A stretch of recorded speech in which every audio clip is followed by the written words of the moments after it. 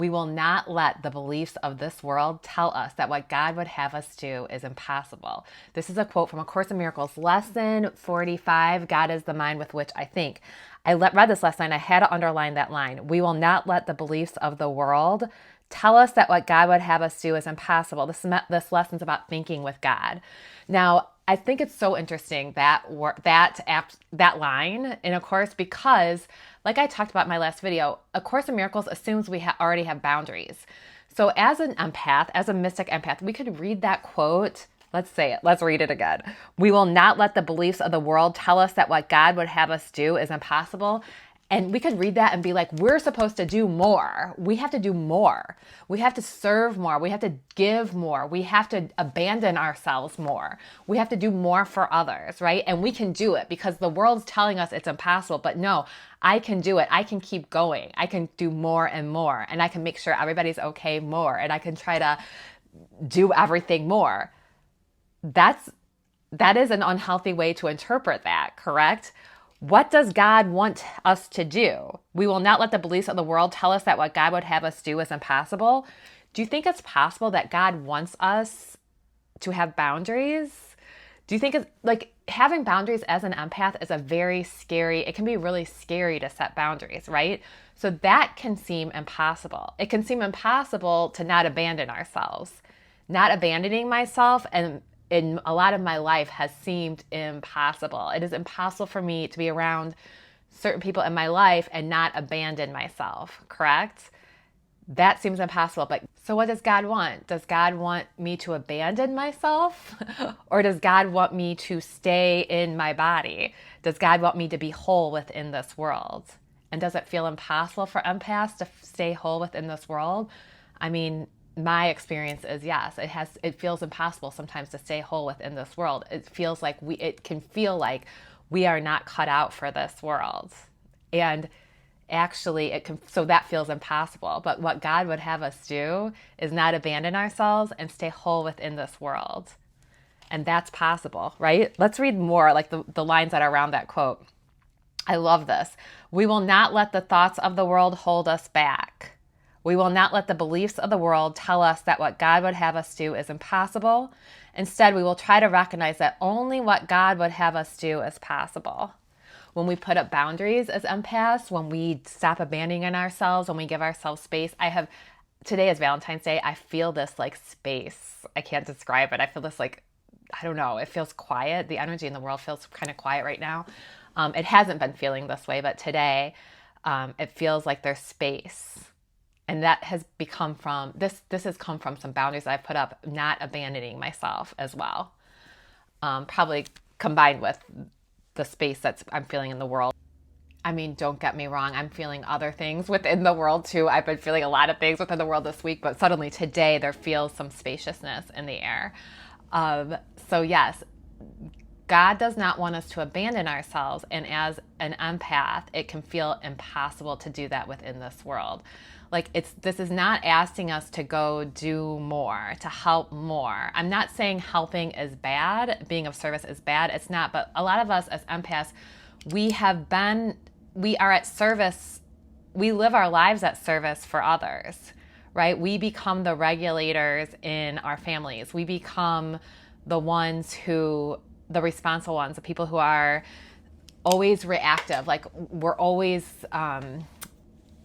on alert, scanning for things, right? As a sensitive person too, just naturally we do this. Like I think after social interactions, I can scan my brain. What did I say wrong? What did I do wrong? What should I have said differently? What should I have done? Like my brain can easily go there. Or even like, what can I do more? Like, can I rescue somebody more from their discomfort in this world? Like, we don't like other people to be uncomfortable because we absorb the energy of others and the feelings of others. So it's really like when other people are uncomfortable, a lot of times it comes from almost a selfish place. Like we need everybody to be comfortable so we can be comfortable within the world. Well, and part of learning all of this boundary thing is like allowing everybody else to have their experience within the world. Like it's not our job to rescue everybody. And actually it takes away other people's independence. It takes away other people's autonomy when we're constantly trying to save them and rescue them. we become the victims, right? We are not victims of the world. I said I was going to do my next video about that, but I ended up doing it about this. But I am not a victim of the world I see. That's a Course in Miracles lesson too. We do not, as empaths, we do not want to become victims of the world, because we cannot help anyone from a place of being a victim of the world, right? So it is possible to be a mystic empath. It is possible to be an empath, to be a highly sensitive person in this world and stay whole and not abandon ourselves with it. And in fact, that's what God's asking us to do. Sometimes saying no as an empath, it's extremely hard, right? It's extremely scary, and it can feel impossible, because it feels like we should just keep doing what we're doing, stay in the role that we're staying in. Otherwise, we're going to feel too much guilt, right? We're going to feel too much guilt if we say no. But no, God's asking us to say no. God's asking us to stay true to ourselves and be who we are and stay whole within this world. But it's just interesting, because I think the old me might have interpreted this a little bit differently. We will not let the thoughts of the world hold us back. Like, don't hold me back. I can do it. It's like this manifesting idea of like constant expansion, constant expansion, constant expansion. I'm supposed to be constantly expanding, right? So I won't let any thought of restraint or restriction come my way. I can do it. But I interpret that so differently now. We will not let the thoughts of the world hold us back. Don't hold me back. I will not let the thoughts of this world hold me back from being myself. I will not let the beliefs of the world tell us that we will not let the beliefs of the world tell us that what God would have us do is impossible. Instead, we will try to recognize that only what God would have us do is possible.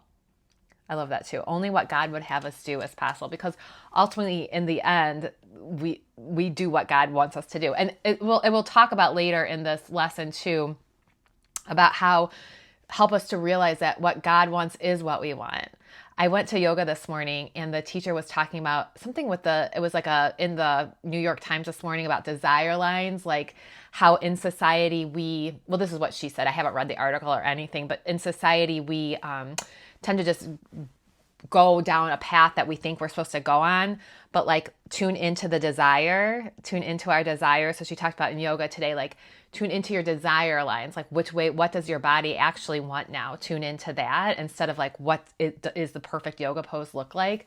And I thought that was interesting. And the teacher said something about how like, well, let's not go crazy. Like if our desire line goes to get ice cream after this, we don't need to follow that or something. And I thought, well, no, I think the wires were crossed there. Like I think we're talking about true desire. The true desire deep down probably isn't going to get ice cream after yoga. I mean, nothing wrong with that. She said that too. Nothing wrong with that. Like you could go get ice cream after yoga. But if you go deeper, the true desire probably isn't ice cream after yoga, right? Like that's what we're talking about. So going deeper, the true desire is whatever you desire with God. That's a true deep desire, right? Something that I've really gotten more into this year, and last year. I mean, it's been a couple of years that this has been coming, but like my true desire as a sensitive person, as an INFJ, as an empath, as a mystic, I don't like to put myself in a box, but these terms have helped me understand my nervous system and who I am. So I don't necessarily constrict myself into those categories, but they help me to understand that my nervous system is different, and I'm not built for constant expansion. My true desire is peaceful, is spaciousness, peacefulness. My cute little dog, Star back here, my life with my husband, like our little garden, my little azaleas, like these are true desires. They're not flashy. They're not really like Instagram worthy desires, or they're harder to they're not like viral desires, right? It's a spacious, calm life.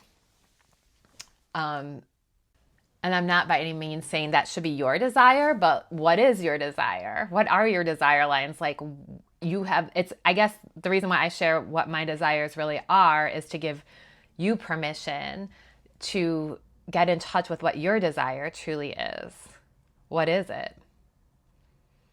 When you picture how you really want to feel, how is it that you want to feel? Like, what do you want in your environment? What do you want your daily life to be? Like, what truly is your desire? If you go deep down, what do you feel like you desire with God? What do you feel like God wants for you underneath everything? Underneath all the noise in the world, what the world tells you should want? What is it that you truly want? I don't know what it is lately, if it's like the state of the world or if it's just like the state of where I am in my life, but it's like a lot of spiritual teachings lately are just feeling flat to me.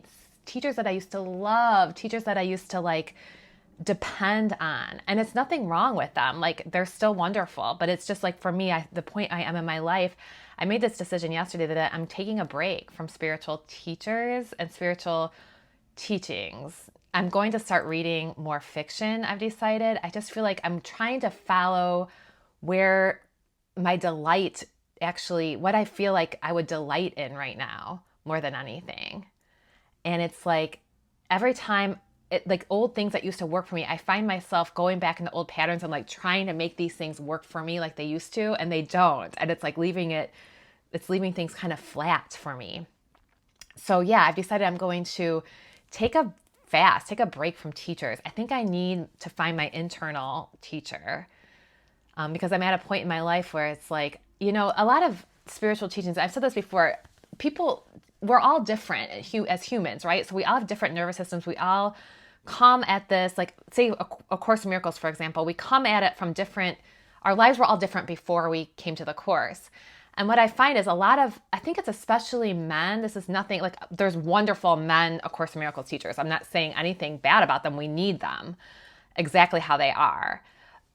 But I think a lot of them, maybe they had a different life, like, than maybe I did, like before you come to the Course, like maybe they already had boundaries in place, and then they learned that they had to give to others. And it's like with me, I had to learn to put up boundaries because I was overgiving at the expense of myself. So like we come at it from different angles. And I think that's any teacher, you get to a point where it's like you can it's anyone, any teacher, like your life is different. Everybody's life is very individual. So you come to a point where I think things might not fit maybe where you are. Okay, so, and it's interesting how like wherever my nervous system is, have you noticed that you can read something like A Course in Miracles or some other spiritual teaching, and you might read it from a different place from where according to where your nervous system is. Like sometimes it might be annoying to read if you're in a certain type of mental state or nervous system state. Anyway, all teachers are human. We're not meant to depend on teachers forever, right? There's a point where we go out on our own. And so I think that's interesting, like with the world, with like things that are going on in the world too right now. It's like we're all finding our inner authority, right? Like where is your inner authority, your inner teacher? A Course in Miracles is all about finding your inner teacher, right? That small, still voice within. So taking a break from social media, I talk about this all the time, taking a break from too much input, right? We have enough input, taking a break from all of it, getting yourself contained, getting yourself in a place of spaciousness, of freedom, and then where the desire, whatever you desire with God comes up from that place. As an empath, I believe, it's a little bit different for us. So I hope that this has helped somebody out there.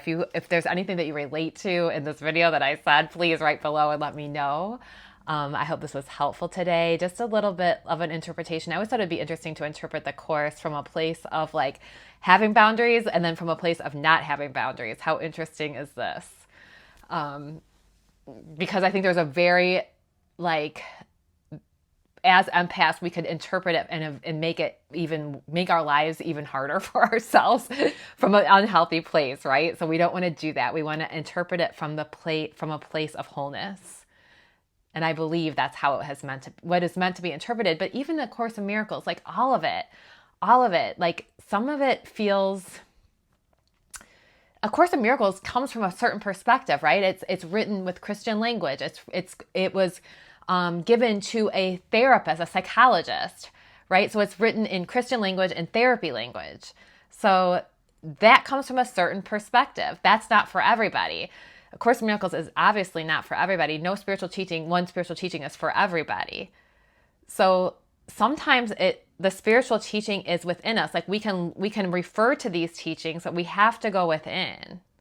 We have to go to the truth within and experience it. I mean, as mystics, right? We're looking to experience oneness we are looking to experience the divine in our daily life. So where are you experiencing the divine in your daily life, in real life, not reading about it? We don't want it to just become a concept. We want it to be an experience. I used to think that to experience God, that I had to like get my vibe really high, like do certain things, eat certain things, make certain decisions. Well, no, God is everywhere. God's always present. Like you can reach God at any time. It might not be what we always thought. This world has a lot of symbols in it. It can symbolize things, but okay, so I hope this was helpful today. If you want more videos about this, things like this, about boundaries, inner peace, spirituality, being a mystic empath, go ahead and subscribe below if you related to this video, and I will talk to you soon. Peace and love.